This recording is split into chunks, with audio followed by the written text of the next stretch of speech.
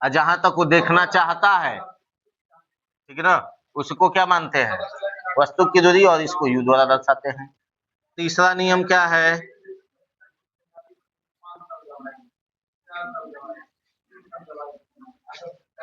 दोनों दूरियों को बिना कुछ सोचे समझे क्या कर दिया जाता है, माइनस में ऋणात्मक चिन्ह मान लिया जाता, ठीक है ना। दोनों दूरियां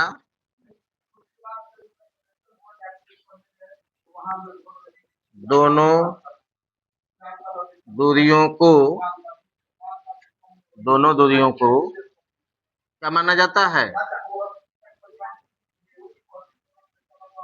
ऋणात्मक चिन्ह के साथ मान लिया जाता है, ठीक है ना।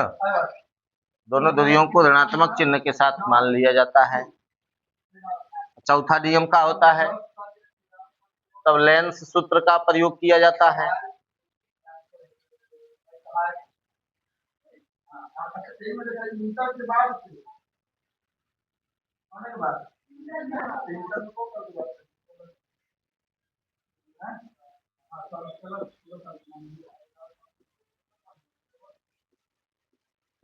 फोकस दूरी अगर निकालना हो, ठीक है ना,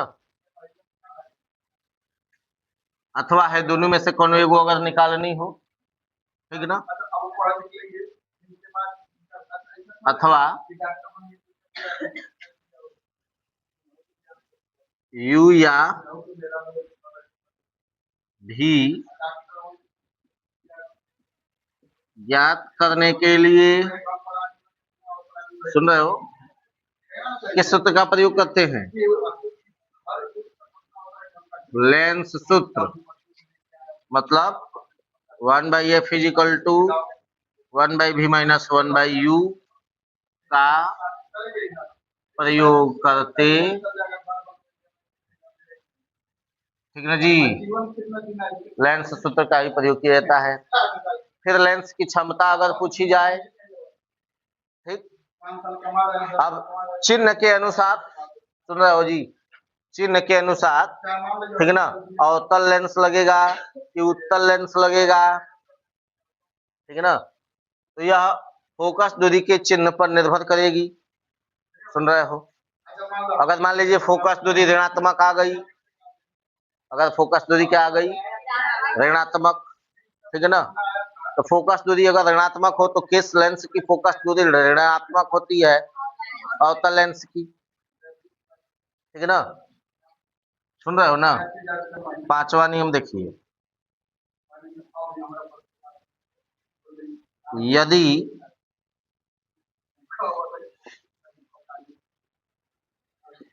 फोकस दूरी f ऋणात्मक हो,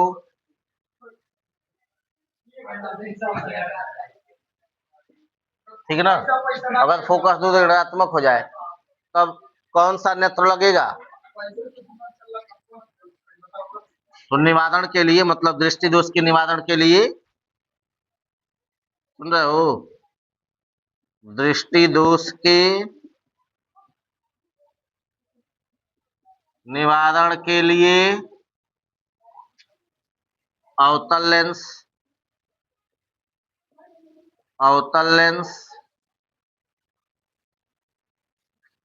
युक्त चश्मे का, ना जी, चश्मे का प्रयोग करते हैं, तथा व्यक्ति के नेत्र में कौन सा दृष्टि दोष होता है, निकट दृष्टि दोष, क्योंकि अवतल लेंस का उपयोग निकट दृष्टि दोष के निवारण के लिए ही होता है ना, तथा व्यक्ति के नेत्र में निकट दृष्टि दोष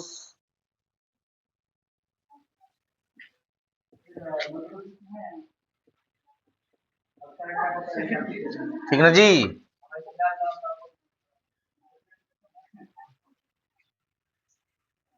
और इसी का उल्टा यदि फोकस दूरी धनात्मक हो जाए, ठीक है ना, अगर फोकस दूरी क्या हो जाए, धनात्मक हो जाए, तब दृष्टि दोष के निवारण के लिए उत्तल लेंस की जगह अवतल लेंस की जगह उत्तल लेंस युक्त चश्मे का प्रयोग करना पड़ता है, तथा व्यक्ति के नेत्र में कौन सा दृष्टि दोष हो जाता है, दो दृष्टि दोष हो जाता है। समझ में आ गया ना? तो आगे लिख लीजिएगा, यदि फोकस दूरी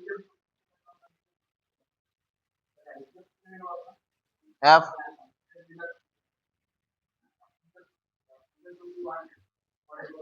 धनात्मक हो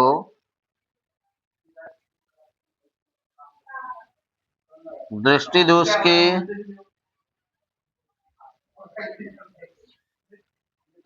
निवारण के लिए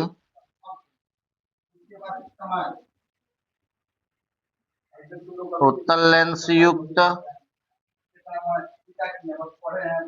चश्मे का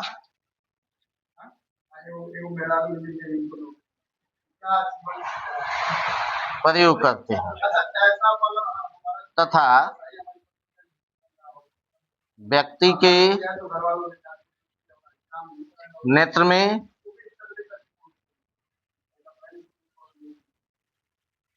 निकट दृष्टि दोष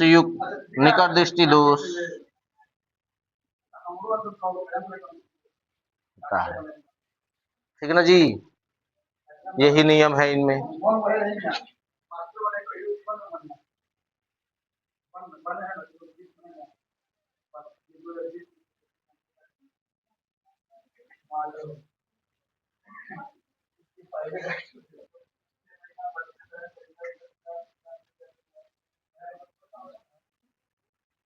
देखो जी, सबसे पहला नियम क्या लिखा गया है कि दोषित नेत्र द्वारा जहां तक की वस्तुएं स्पष्ट दिखाई दे रही हैं, सुन रहे हो ना, दोषित नेत्र के द्वारा जहां तक की वस्तुएं स्पष्ट दिखाई दे रही हैं, वहां तक की दूरी को क्या माना जाता है, प्रतिबिंब की दूरी माना जाता है। सुन रहे हो ना, जहां तक दोषित नेत्र द्वारा कोई व्यक्ति जो है स्पष्ट देख पा रहा है, वहां तक की दूरी को प्रतिबिंब की दूरी मानते हैं और उसको किस अक्षर द्वारा दर्शाते हैं। अब ये बताओ, कोई व्यक्ति निकट दृष्टि दोष से पीड़ित है, सुन रहे हो, कोई व्यक्ति निकट दृष्टि दोष से पीड़ित है, ठीक ना, तो वो कहां तक की वस्तुओं को स्पष्ट देख पा रहा होगा, 25 सेंटीमीटर तक की वस्तुओं को ही स्पष्ट देख पा रहा होगा, दूर की वस्तुएं उसको स्पष्ट दिखाई। अगर कोई व्यक्ति दूरदृष्टि दोष से पीड़ित है, तब वो कहां तक की वस्तुएं स्पष्ट दिखाई दे रही होगी उसको, अनंत, मतलब दूर वाला स्पष्ट दिखाई दे रहा होगा लेकिन निकट वाला स्पष्ट दिखाई नहीं दे रहा होगा, ये तो जानते हो ना। तब प्रतिबिंब की दूरी किसको मानोगे और वस्तु की दूरी किसको मानोगे, समझ चुके हो। वस्तु की दूरी किसको मानी जाएगी, जहां तक वह व्यक्ति देखना चाहता है, सुन रहे हो ना, जहां तक वह व्यक्ति स्पष्ट देखना, अगर मान लीजिए निकट दृष्टि दोष से पीड़ित है तो वो कहां तक स्पष्ट देखना चाहेगा, अनंत तक। सुन रहे हो ना, निकट दृष्टि दोष से पीड़ित अगर कोई व्यक्ति है तो वो कहां तक की वस्तुओं को स्पष्ट देखना चाहेगा, अनंत तक। निकट दृष्टि दोष के लिए u क्या हो जाएगा, अनंत पर, ठीक है ना। दूर दृष्टि दोष के लिए u क्या हो जाएगा, 25 सेंटीमीटर, ठीक है ना। दूर दृष्टि दोष जब होगा तब u क्या हो जाएगा, 25 सेंटीमीटर। समझ में आया, क्योंकि दूर दृष्टि दोष से पीड़ित व्यक्ति को नजदीक की वस्तुएं स्पष्ट दिखाई नहीं देती हैं, समझ रहे हो ना, और दूर वाला स्पष्ट दिखाई देता है, ठीक। तो जब दूर दृष्टि दोष होगा तब u को क्या माना जाएगा, बोलो, u को क्या माना जाएगा, 25 सेंटीमीटर। और निकट दृष्टि दोष होगा तब u को क्या माना जाएगा, अनंत माना जाएगा, ठीक। प्रश्न पढ़ करके इतना समझ चाहिएगा ना। अगला देखिए, दोनों दूरियों को, मतलब u और v जब पता चल जाए तो दोनों दूरियों को बिना सोचे समझे क्या मान लिया जाता है, ऋणात्मक चिन्ह मान लिया जाता है। समझ में आया? चाहे वो कुछ भी दिया गया हो, दोनों दूरियों को हम लोग क्या कर लेते हैं, ऋणात्मक को छूट गया था, ऋणात्मक चिन्ह मान लिया जाता है। समझ में आया? चौथा नियम क्या है कि फोकस दूरी अथवा है में से कोनो एगो ज्ञात करना होगा। मतलब तीनों दूरियों में से कोई दो दूरियां दी गई हो और तीसरी दूरी अगर निकालनी हो, ज्ञात करनी हो, ठीक है ना, सुन रहे हो ना, तो सीधे किस सूत्र का प्रयोग किया जाता है, लेंस सूत्र का प्रयोग किया जाता है।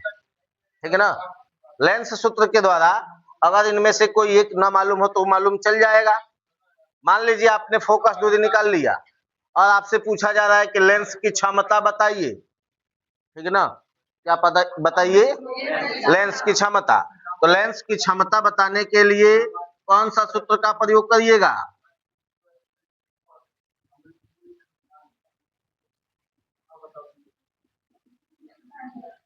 लेंस की क्षमता P बराबर क्या होता है, 1/f। जब फोकस दूरी मीटर में दिया गया हो तब, ठीक है ना, या इसी को 100/f का प्रयोग करेंगे कब, जब भाई सेंटीमीटर में दिया गया हो तब। समझ में आया ना? तो लेंस की क्षमता निकालने के लिए इस फार्मूले का प्रयोग किया जाएगा। मतलब हाई फार्मूला लगाने के लिए सबसे पहले हमें क्या करना पड़ेगा, फोकस दूरी निकालना पड़ेगा। अगर प्रश्न में दिया है तो ठीक है, और नहीं दिया हो तो पहले इसको हम लोग निकालेंगे, लेंस सूत्र का प्रयोग करके पहले इसको हम लोग निकालेंगे। उसके बाद से हम लोग क्या करेंगे, लेंस की क्षमता बताएंगे। ठीक है ना, सुन रहे हो? अब पांचवा नियम क्या है कि यदि फोकस दूरी ऋणात्मक हो जाए, फोकस दूरी क्या आ जाए, ऋणात्मक, या लेंस की क्षमता अगर ऋणात्मक हो जाए, ठीक है ना, तब उस व्यक्ति के नेत्र में कौन सा दृष्टि दोष होगा, निकट दृष्टि दोष होगा। और उसके निवारण के लिए कौन सा लेंस लगेगा, समझ में आ गया ना? या निकट दृष्टि दोष अगर सब लिखा होगा तो ठीक है, और नहीं लिखा होगा तो आप लोग चिन्ह देख करके ही बता सकते। समझ में आया? फोकस दूरी का चिन्ह ही बताएगा कि कौन सा लेंस लगेगा। समझ में आया? फोकस दूरी का चिन्ह बताएगा कि उस व्यक्ति को नेत्र में कौन सा दृष्टि दोष है और उसके निवारण के लिए कौन सा लेंस लगेगा।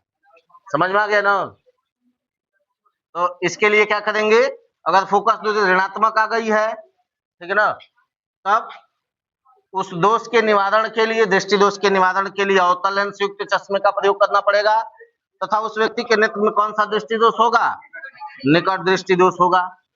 अगर फोकस दूरी धनात्मक आ गई है तब उस व्यक्ति के नेत्र में उस मतलब दृष्टि दोष के निवारण के लिए उत्तल लेंस युक्त चश्मे का प्रयोग करना पड़ेगा। तथा उस व्यक्ति को कौन सा दृष्टि दोष होगा, दो दृष्टि दोष होगा। समझ में आ गया? ये दोनों चिन्ह समझ में आ चुका है। फोकस दूरी अगर माइनस में रहे, चाहे लेंस की क्षमता अगर माइनस में रहे, दोनों में से कोई एक, फोकस दूरी या लेंस की क्षमता अगर दोनों में से कोई एक या दोनों अगर माइनस में हो, तब इसके लिए, ठीक है ना, अवतल लेंस युक्त चश्मे का प्रयोग होगा और निकट दृष्टि दोष होगा उस व्यक्ति के नेत्र में। समझ में आया? अगर दोनों धनात्मक हो जाए तब उत्तल लेंस युक्त चश्मे का प्रयोग होगा तथा व्यक्ति के नेत्र में दूर दृष्टि दोष होगा। समझ चुके हो ना? बोलो जी। तो ये इतना नियम याद रखोगे तो तुमको न्यूमेरिकल बनाने में कोई दिक्कत नहीं, ठीक है ना। अब भाई सब किताब उताब में लिखा उखा नहीं, ठीक है ना, समझ में आ गया? तो इसको याद रखिएगा।